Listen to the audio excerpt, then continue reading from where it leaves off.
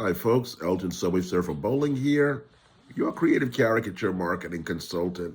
Here I am, battling my allergies, third day, and I thought I'd continue on with my impromptu critique and series of why I hate Enter the Dragon. Like I've said previously, it's really a love-hate relationship. Love Bruce Lee, love Jim Kelly, love certain parts of the movie, which I'll get to, but overall, it's a really bad film with a lot of holes in it. So the last time I was with you, our three guys were on the boat en route to Hans Island. So we'll pick it up from there.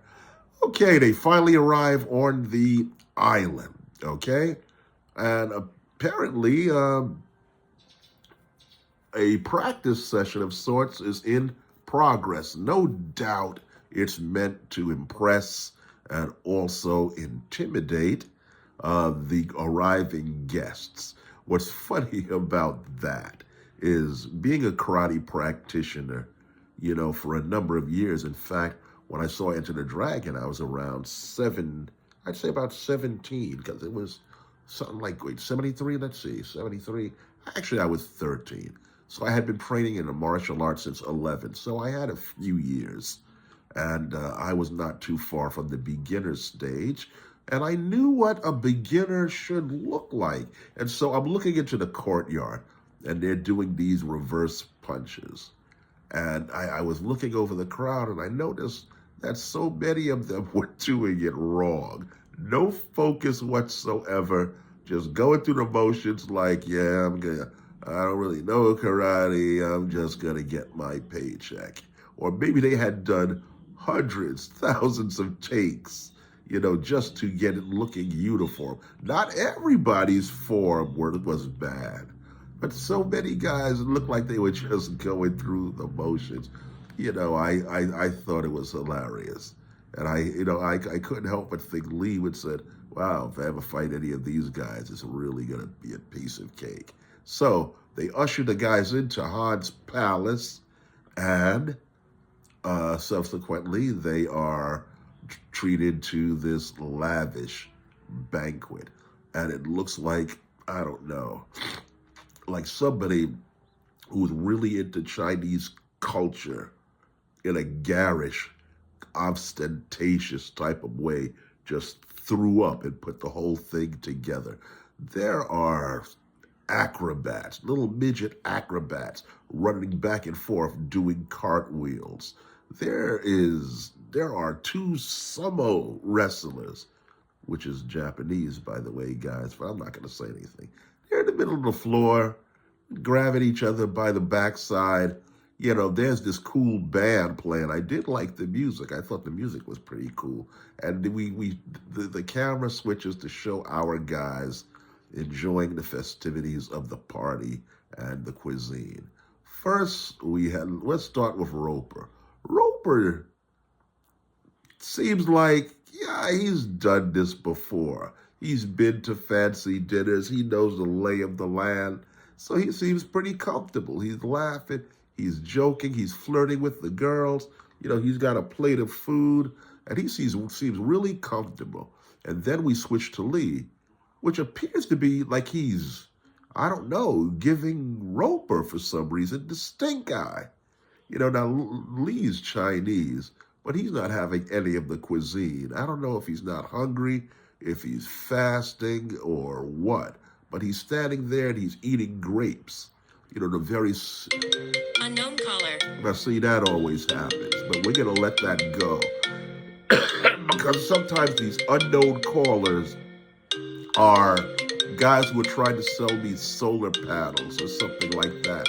And we're already way into this video, so we're just going to keep rolling.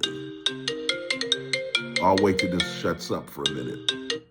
Okay, so Lee's eating grapes, and he's staring at Roper, and he's staring at Roper, and he's staring at Roper. And you know that feeling you get when you think somebody's giving you the stink eye?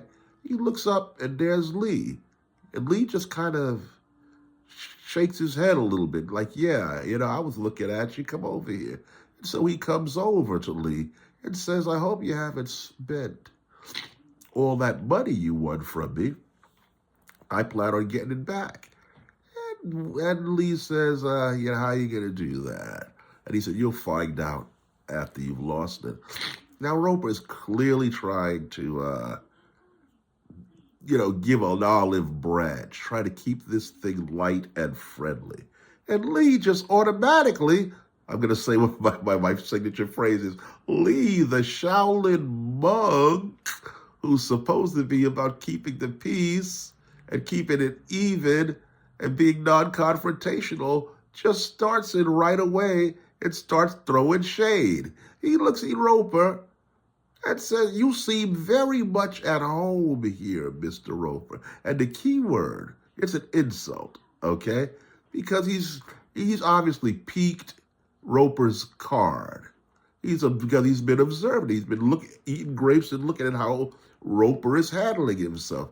And Lee is perceptive enough to know, and I'll give him that Roper is trying to play this thing off like he's seen it all before. And he's perfectly at home in these surroundings. And it's nothing new. He's not fazed by anything that's going on. And Lee sees through that and takes, I think, pleasure. Excuse me, I don't want my nose to run on camera. He's taking pleasure in busting his bubble. You seem very much at home here, Mr. Roper. And he says, yeah, I am. I'm a big shot. I know Han has a certain sense of style, blah, blah, blah, blah, blah. Yeah, it's great. And then Lee drops the bomb. He says, then why do you seem so apprehensive? Boom. Why, if you seem at home here, yeah, you seem at home, but you're not. I can tell that you're apprehensive. I can tell that you're playing a role. And I was saying to myself, what does it serve Lee? How does it serve him to point that out, to throw shade at Roper? Roper tries to recover because he wasn't expecting, to have shade thrown at him by this guy who he doesn't even know. And he says, well, I just thought, I want to know if it was safe to drink the water. And that's a signature Roper trait. Always with the jokes, especially if he's in a situation where he feels out of place and uncomfortable. And Lee drops another bomb. Mr. Roper, don't con me. Why does Lee feel a need to say that? Roper again tells another joke, you want to bet, and walks off. He should have smacked Lee in the back of the head. Nah, maybe he shouldn't have done that. Last but not least, we go to Williams. Williams is looking at the food. No, thank you. Thanks, but no thanks. And Roper comes up behind him and says, what, do you want a diet? and Williams remarks that, no, he'd like to eat because he's hungry, but, he'd like to find something that he can hold down. And I said, Negro, please, hold down. I don't know any African-American person, male, who hasn't chowed down on Chinese food. It's a staple in the Black community. Your wife, your mom, you don't feel like cooking, you order Chinese, okay? There's one on the corner. You order Chinese. You order chicken and broccoli. You order ribs. You order Mayfun. That's what I like. I like Mayfun. You order, what is it? Chicken and broccoli. I think I mentioned that. You mentioned, there's just all kinds of things you can order. You can order chicken wings. They got to have chicken wings. You got to have egg rolls. Pick one of those choices. But don't try to play it off, Jim, and act like the food is just so foreign to you and so disgusting that you don't know what to choose.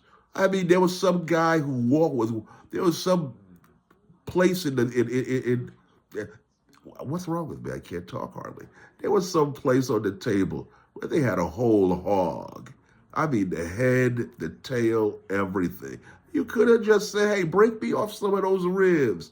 I don't know a black man who don't like ribs, but he is Jim playing it off. And at the same time, the movie makers, they're making fun of Chinese culture, Chinese food. It's so disgusting. They probably eat rats and dogs and everything, and they try to serve it, at this banquet. And that's just unnecessary racism.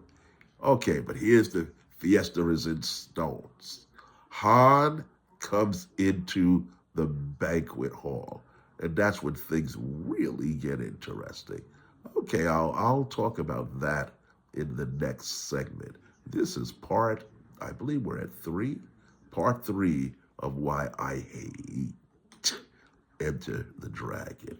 Your comments are welcome.